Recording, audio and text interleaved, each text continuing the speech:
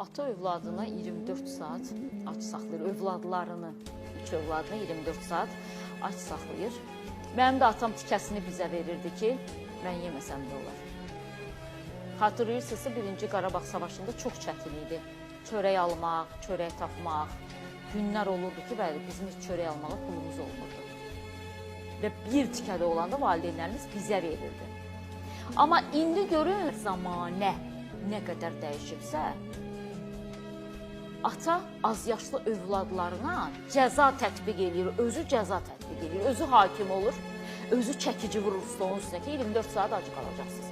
Ananızla görüşməyəcəksiniz, su da içməyəcəksiniz, bir ayağınızı yuxarı qaldıracaqsınız, mən salın deməyənə qədər salmayacaqsınız. Atalara baxın.